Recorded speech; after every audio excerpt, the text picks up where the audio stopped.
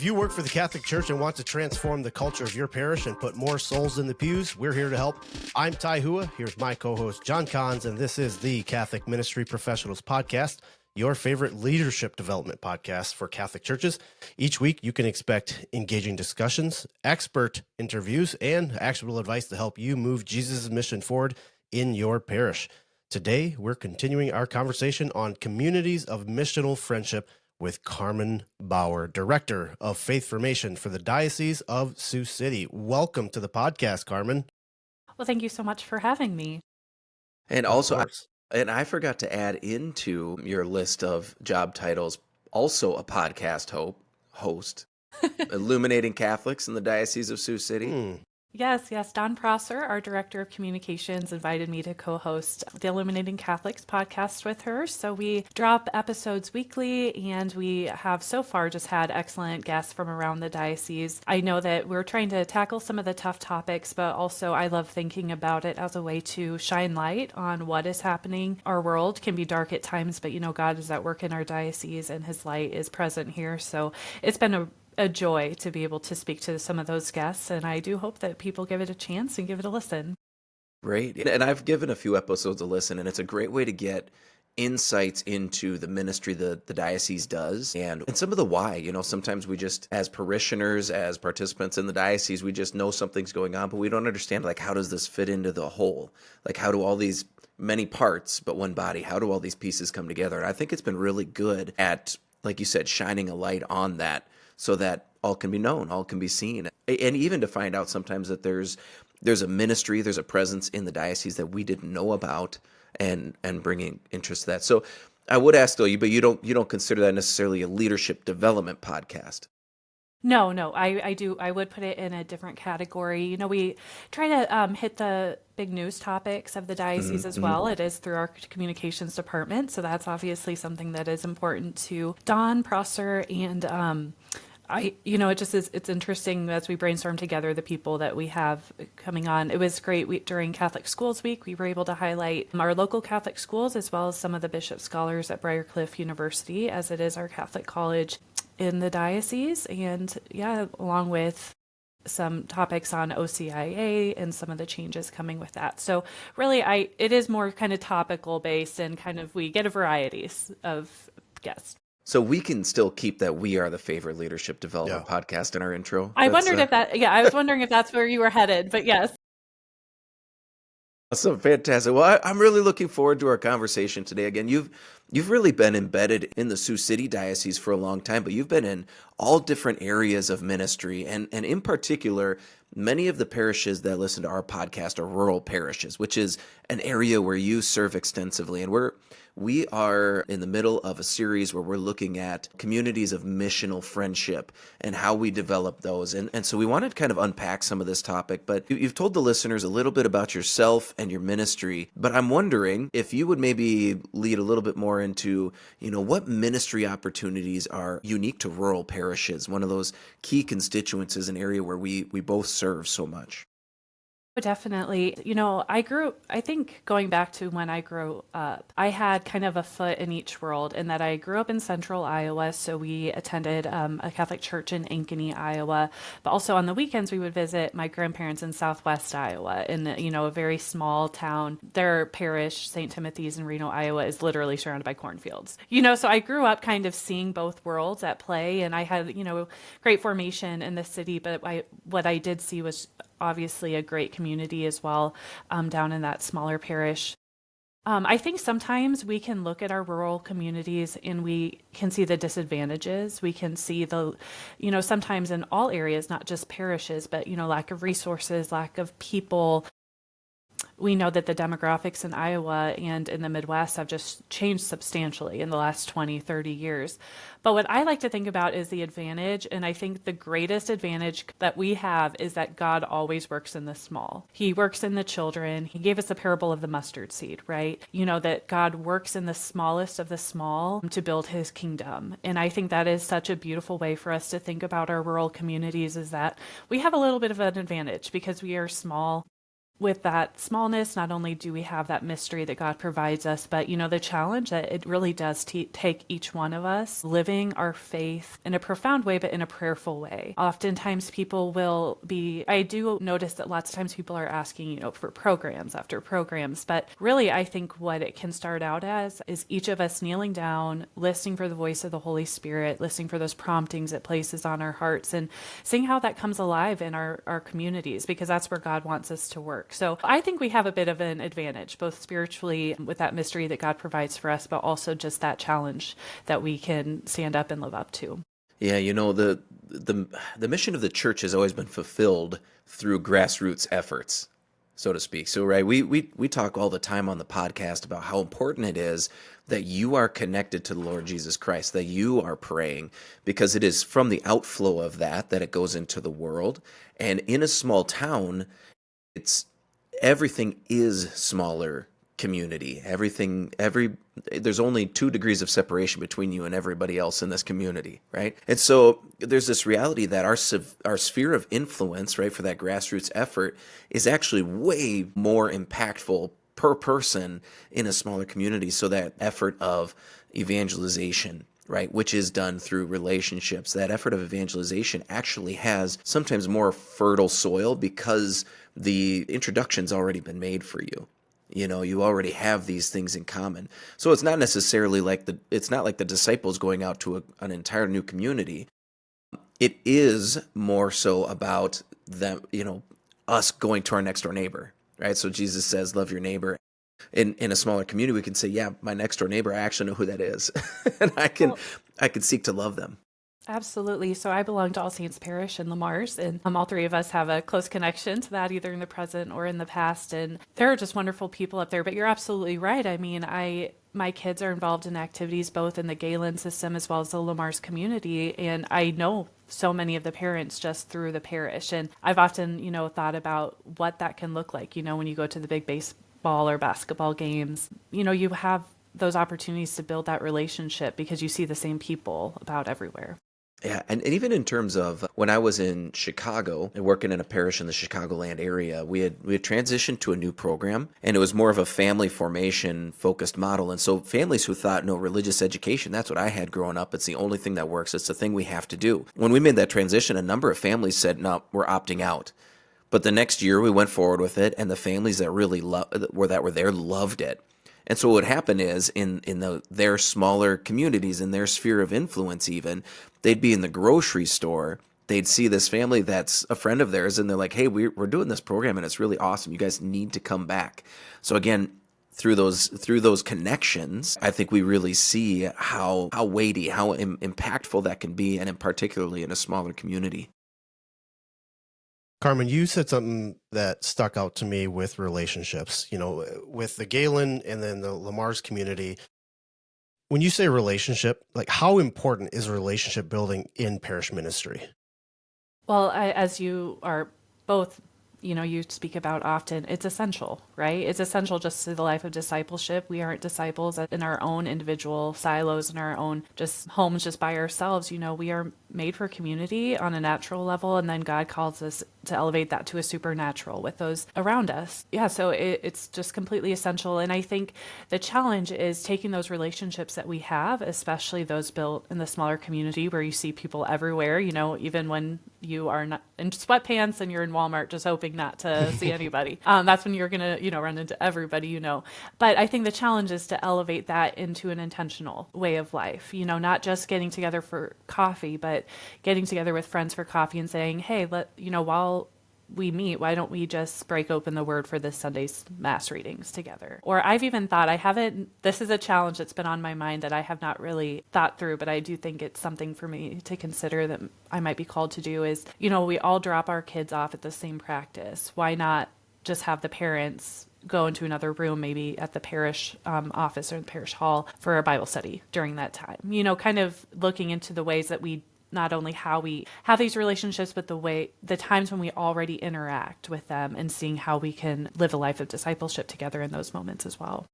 Yeah, say a little more about that because I think that's the disconnect for a lot of us is yeah, we know we need to build these relationships, we need to cultivate them. We know they're important to evangelization.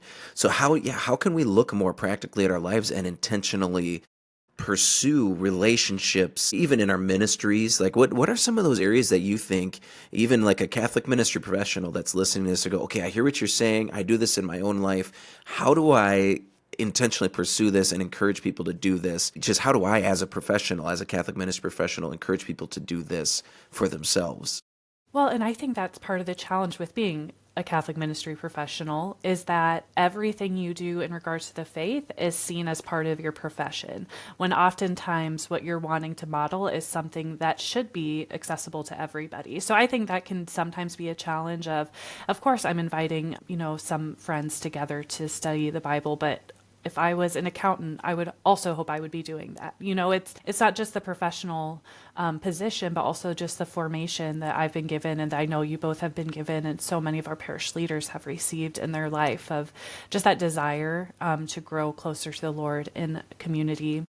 So I think, it's all about modeling.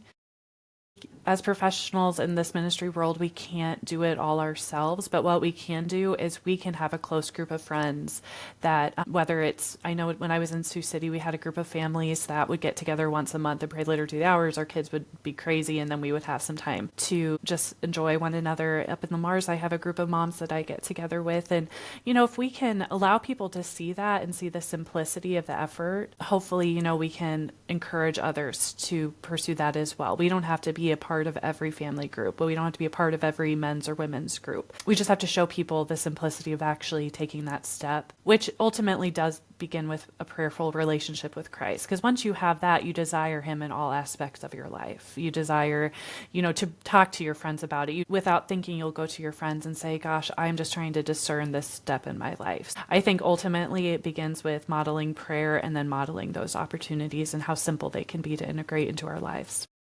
That's been kind of a key thing for us in this series with missional friendships is realizing that when we do that well as well, it means that we as Catholic ministry professionals don't need to provide every single opportunity for every niche of ministry that could potentially exist. Because instead of needing to build a young adult ministry, if we are teaching them how to build friendships and how to not leverage friendships for the kingdom or even bring the kingdom more fruitfully into their friendships, suddenly all these grief groups, all of these young adult ministries, all of that stuff, I think that when we do that, all of that tends to find its fulfillment, that part of our hearts that is missing. It finds its fruit in friendship, in companionship, and naturally, those parishes, you might do a parish meal train or whatever for someone who had a baby or someone who lost a family member. Well, that doesn't need to be coordinated by the parish anymore because friends are stepping into that role. So all of those areas, I think, like you're saying, I believe when we take this, like when we think about this opportunity and what it could be, then I think that can really be a powerful thing. Karmen, there's an issue that I see a lot of parishes have, and John just touched on this. It's like the parish becomes the friendship babysitter. It's like you guys need to get together and play so that we have a really strong community. How do we do this without becoming babysitters? Or the only reason these people are meeting or continuing to meet is because Father is telling everybody to meet, or your faith formation director is trying to play matchmaker. How do we cultivate a culture in the parishes that elicits this friendship and this community? How do we do that? I wish I had the answer to that, Ty, because I could write a book and, just really share it with the world. It's definitely a challenge. And I think when we cater to that mentality, it burns Catholic ministry professionals out. You end up burnt out because you see a network of people that you're trying to coordinate all by yourself. I actually think it's quite limiting because what we also experience is, someone might come to the parish and say, I want young adult ministry. But then we, do something for the young adults while in the process eliminating the friendships that can take place outside of that just arbitrary age range. I mean, one of the best small groups I ever experienced had people from the age of, 25 to 65 and just a variety of life experiences, so what happens when it kind of comes from the top down is that you actually end up cheating people of opportunities. So I think the role of the parish, and again, this is something that I'm always thinking about, right? And I'm blessed to be able to think about it as I look at each individual parish and see their strengths, their charisms, their gifts, and I like to go in and kind of problem solve with them. I think the role of the parish is, you do the life, you provide the life of the parish, the liturgies, the catechetical opportunities. And what happens when people just step, into those opportunities to become friends with others in their parish, then that can grow. I really think it's sometimes more on those who are requesting the program or the initiative to actually be the ones to take that first step. We all have dinners, we all have youth ministry programs or some kind of, confirmation class that we can be a part of. So I would challenge people to really consider what they can actually do to form those friendships themselves. But when we do babysit all of those groups, they do tend to die out. They might last for 6 months, a year, but it's just simply because on a human level, we can't manage everybody's schedule and everybody's desires together. So I wish I had a better answer for that, honestly, but I think if we have a prayerful people in a parish, the Holy Spirit's going to start sparking things in people's hearts. So again, if we can teach people how to pray in our parishes, God willing, they'll listen to those promptings and really have that desire themselves. I sometimes wonder what would happen, because they're going to do pulpit announcements anyways. What would happen if a priest just stood up and said, "Hey, is there anyone out here that's looking for more community? Is there anybody out here that's looking for friends?" But just pulling the thing out into the light that we know people are looking for, which is community, it's friendship. Does anybody want to be able to raise your hand? And then it's like, all right, look around the room. These are the people you need to introduce yourselves to. These are the people you need to talk to and say hi to. Sometimes we give so many little prompts for, all right, everybody please stand because we're going to join in the Gloria or whatever. But instead it's like, all right, everybody take a look around the room and identify one person, just little prompts like that. Make sure you say hi to someone today, because those are just the moments, I think, around the thing where we have opportunities to engage and open up conversations and friendships. I often say one of the most fruitful times in any ministry is the 15 minutes before and the 15 minutes after an event. Because that's when people are going to come up to you and they're actually going to tell you the thing they're there for. They're going to approach you with their problem, which you can potentially speak into and say, oh, okay, you're dealing with this. Well, I can think of 3 other people right now that have expressed this same desire. And a lot of times that's where the Holy Spirit is moving and prompting. And your job is just connect those people. And a lot of times if we stop thinking, well, we have to find the solution, we have to fix it for them, it's like, no, we need to help them enter prayerfully into this dialogue. And if we can do that, there's a lot more room for the Spirit to do its thing and bear fruit. Karmen, I have a question for you. In your mom's group that you mentioned earlier, can you just talk about how it started or how you became a part of it if it was already established? Because I think that's just a good example for somebody to have in their back of their minds. Like, I want to be a part of a group like Karmen mentioned, whether that's, dad's group, a mom's group, a young adults group. If there isn't one, how do you start one? But if there's one already available, how did you hear about it? How did you join it? What are some of the fruits that come with that group? Can you talk a little bit more about that mom's group? Absolutely.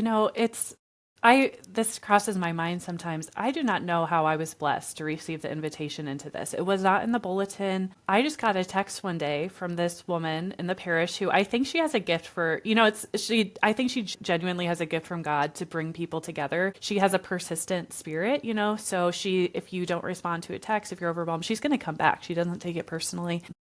And all of a sudden, I received a text, hey, there's a group of us getting together for a Bible study. Would you like to join? And so it started out more formal, and there was a larger group, and then we kind of parted ways just based upon seasons of life, or not parted ways. We divided the group almost, so those who were able to commit to more of a weekly Bible study model, they kind of joined together. And then the group of us who had kids maybe a little bit older, who just had more limitations in our schedule, we kind of went off, which was great because we were able to each, just as a group kind of discern, what we were looking for. And so what ended up is there were 4 or 5 of us, and we just have a text thread. So we text each other. We'll do novenas together. Out of the blue, we might say, hey, I have a Saturday morning open, is anyone else free for coffee? It's just really that organic nature of just keeping in touch. We might not talk every day, but I know when someone is struggling, or we've accompanied one particular mom through a couple of big losses, and I might see her in person maybe once a month, but I do know deeply what she's experiencing in her life, because we don't get the small talk, we get the actual real heart of what she is experiencing. So it's really has been that simple. We've gone through time periods where we've gathered more frequently. Right now we're kind of texting a lot, like, hey, just so you guys know, I could really use prayers for this or that. So it's really just a group of women who just are wanting to engage in their life in a prayerful way, in a Christ-driven way. And it's so humbling to think that they thought to invite me into that. And I think I really am grateful for that. Yeah, I love that you guys in the organic growth of your group had decided, hey, we should probably split into different groups because of our life stage or our circumstances or whatever. That's super important, because sometimes it's like, it's not my group. And like, I just don't see myself being a part of that group, so I'm going to stop going. And that's how groups die off, versus just saying, hey, let's, you haven't been able to make it because of this or that or the other. Why don't we just kind of take a poll? Like, do you guys also feel this way? Do we need to split off? Like, how do we continue to feed our souls, our faith or whatever, but keeping that alive versus, ending the group. And then, in a year or two, it's like, man, I really miss that. I wonder if there's another group out there. So kudos to you guys. And it sounds to me like it's friends first. Before it's a Bible study or before it's anything else, it's people who have a common goal on their lives. So you share the hard things, but it's in the context and in the frame of the Christian life. And so that enlightens all of those conversations and lifts them up. So that's what when we talk about missional friendships, this friendship is above anything else. These are friends who are on the journey together with you and are able to really help you to grow in your relationship. So it's not just a Bible study or just a group that meets regularly because of these things, but these are just friends. And then They're enlightened by that. Well, Karmen, this has been an excellent conversation. Is there anywhere you'd like to invite people to connect with you or support the ministry that you do in the diocese? Our website is scdiocese.org/faithformation. It's obviously a work in progress. We're, still kind of trying to have our section of the website reflect more of what we do. But you can kind of see bits and pieces of some of our initiatives. But I think more than anything, I would just encourage everyone to become involved in their own local parish. As we have initiatives take place, we're always trying to build some networks across the diocese. And when we need someone who might have a heart for, let's say, women's ministry or family ministry, we're always going to go to your parish first and just say, hey, who comes to mind as someone who might want to be a part of this initiative? So I would just encourage people, just start, really living within your parish community, not just coming on Sundays, but really finding it as your home, as your family that you can be a part of. Great. Well, thank you for being on the podcast. Well, thank you for the invitation. And thank you, dear listeners, for listening to the Catholic Ministry Professionals podcast. Next week, we are expanding on this topic with an episode that you will be able to send directly to your parishioners to help them build communities of missional friendship. If you found this episode helpful, please take a few seconds to text it to a priest or a friend in ministry that could benefit from it. And with that, we'll see you in the vineyard.